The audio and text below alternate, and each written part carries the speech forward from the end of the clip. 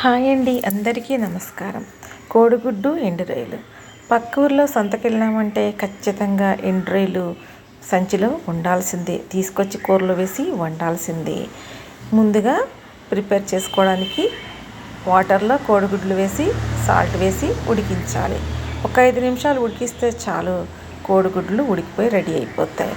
పైన షెల్ తీసేసి కోడిగుడ్లు చుట్టూ ఘాట్లు పెట్టుకొని మన కర్రీకి రెడీగా పెట్టుకుంటే కోడిగుడ్లు రెడీ అయిపోయినట్టే. ఈ కోడిగుడ్లు ఎండు రొయ్యల కూర చిన్నపిల్లల దగ్గర నుంచి పెద్దవారి వరకు ఇష్టంగా తింటారు. ఎవ్వరు కూడా కాదనరు అన్నమాట, అంత బాగుంటుంది. ప్రతి ఒక్క ఇంట్లో వండుతారు, ప్రతి ఒక్కరు ఇష్టంగా తింటారు. ఈ ఎండు రొయ్యలు ఎలా బాగు చేసుకోవాలి అంటే, ఈ ఎండు రొయ్యలకి తలా తోక తీసేసి చిన్న చిన్న లెగ్స్ లాంటివి ఉంటాయి, వాటిని కూడా తీసేసి ఒక గిన్నెలోనికి వేసుకొని వాటిని వెచ్చని నీటితో కొంచెంసేపు నానబెట్టాలి. ఏదైనా ఇసుక ఉన్నట్టయితే పోతుంది. అలాగే ఈ ఎండు రొయ్యల్లో ఉన్న నీసు వాసన కూడా పోతుంది.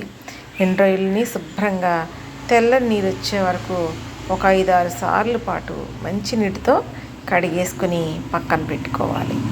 ఆ విధంగా ఎండు రొయ్యలు రెడీ చేసుకోవాలి. ఏదైనా వంట చేసుకోవడానికి ముందు ప్రిపరేషన్ అనేటటువంటిది చాలా ముఖ్యం.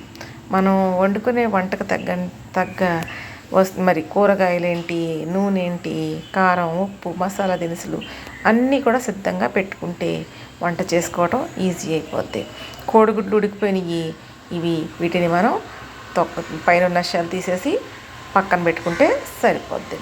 అలాగే మన ఎండు రొయ్యలని కూడా రెడీ చేసేసుకోవాలి. మన ఛానల్ చూస్తున్న మీ అందరికీ థ్యాంక్స్ అండి. లైక్ చేయండి, షేర్ చేయండి, సబ్స్క్రైబ్ చేయండి. పండిన టమాటాలు కూరలోకి వేసుకుంటే ఎంతో రుచిగా ఉంటాయి.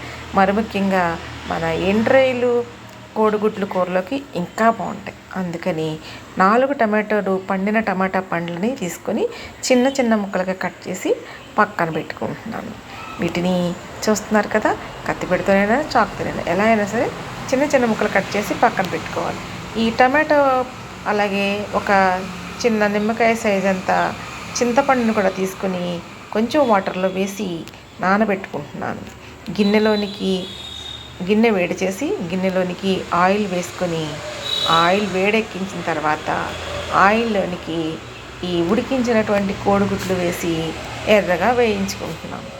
ఈ కోడిగుడ్లని ఒకవైపు ఎర్రగా వేగిన తర్వాతే రెండో వైపుకి తిప్పాలి. అలా కాకుండా ముందే తిప్పడానికి ప్రయత్నం చేస్తే కోడిగుడ్లు ఆయిల్లో ఇరిగిపోతాయి. అలాగే మనం పక్కన పెట్టుకున్నటువంటి ఎండు రొయ్యల్ని నీళ్ళు లేకుండా గట్టిగా పిండి ఈ ఆయిల్లోనికి వేసేసుకోవాలి. వేసేసుకున్నప్పుడు ఈ కోడిగుడ్లతో పాటు ఈ ఎండు రొయ్యలు కూడా చక్కగా వేగిపోతాయి అన్నమాట. కమ్మని సువాసన వచ్చే వరకు వేయించుకోవాలి. గోల్డెన్ బ్రౌన్ కలర్ వచ్చే వరకు వేయించుకోవాలి. పచ్చి వాసన పోయే వరకు వేయించుకోవాలి. ఎండు రొయ్యల్ని మాడనివ్వద్దు. ఇలా చక్కగా మంచి సువాసన వచ్చే వరకు వేయించుకొని ఈ వేగిపోయిన చూసారు కదా ఎలా ఉన్నాయో అంత చక్కగా వేయించుకున్నాక ఒక 4 పచ్చిమిరపకాయలని మరి అడ్డంగా చీల్చి ఆయిల్లోనికి వేసేసుకోవాలి. వేసేసుకొని ఈ పచ్చిమిరపకాయలు వేగిన తర్వాత చిన్నగా సన్నగా కట్ చేసుకున్నటువంటి 4 ఉల్లిపాయలని ముక్కల్ని ఆయిల్లోనికి వేసి వేయించుకోవాలి. ఇలా ఆయిల్లోనికి వేయడానికి ముందే మనం వేపినటువంటి కోడిగుడ్లని తీసేసి పక్కన పెట్టుకుని ఉంచుకోవాలి. ఈ ఆయిల్లో ఈ ఆనియన్స్ని కూడా వేసి మీడియం మంటలో పెట్టి బాగా మగ్గబెట్టుకోవాలన్నమాట. ఇలా మెత్తగా బాగా మగ్గబెట్టుకోవడం వల్ల మన కూరకి మంచి రుచి వస్తుంది అన్నమాట. ఇంకా ఈ కూర ప్రిపేర్ అయ్యేటప్పటికి చివరిన అన్నం దాకా నాకేసుకునేట్టు అంత కూర దాకా నాకేసుకునేట్టు అంత టేస్టీగా ఈ కర్రీ తయారవుతుంది. చూడండి, ఇది మెత్తగా ఎంత బాగా ఆయిల్లో ఆనియన్స్ మగ్గిపోయినాయో. ఇలా మగ్గిపోయిన తర్వాత మనం కట్ చేసి పెట్టుకున్న టమాటా ముక్కలు కూడా వేసేయాలి. వేసేసి వీటిని కూడా ఒక 2 మినిట్స్ మగ్గబెట్టాలి. ఇలా మగ్గుతూ ఉండగా దీనిలోని కొంచెం సాల్ట్ వేసుకోవాలి. అలాగే కొంచెం పసుపు కూడా వేసుకోవాలి.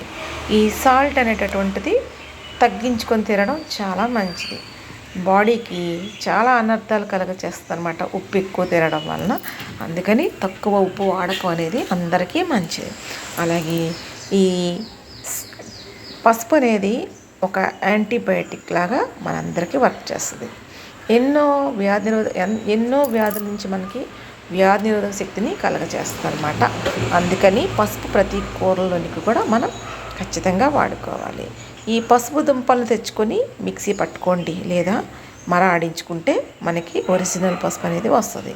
చాలామంది మరి బిజీ లైఫ్లో ప్యాకెట్స్ తెచ్చుకొని వాడతారు. ఆ ప్యాకెట్స్ ఎలా ప్రిపేర్ చేశారన్నది మనకి తెలియదు కదా. అందుకని మన సొంతంగా పసుపు తయారు చేసుకోవడం అనేటటువంటిది చాలా అవసరం.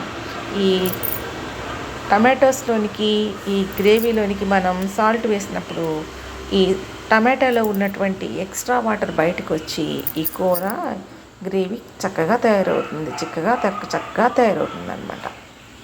ఇప్పుడు దీనిలోనికి మనం కొంచెం కూర కారం వేసుకోవాలి. ఈ కూర కారం కూడా చాలా ప్రాముఖ్యత కలిగింది. ఈ కూర కారాన్ని మనమైనటువంటి మరి ఇంగ్రీడియంట్స్తో మనమే చక్కగా ఆడించుకోవాలి, తయారు చేసుకోవాలి. బయట కొన్నటువంటి కారంలో వాళ్ళు ఎన్నో మోసాలు ఉంటున్నాయి, మనం రోజు చూస్తున్నాం.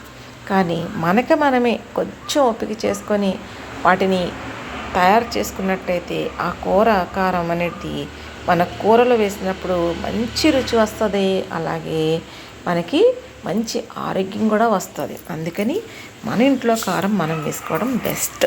కూర కారం బాగా కూరలో కలిపిన తర్వాత కొంచెం వాటర్ వేసుకోవాలి.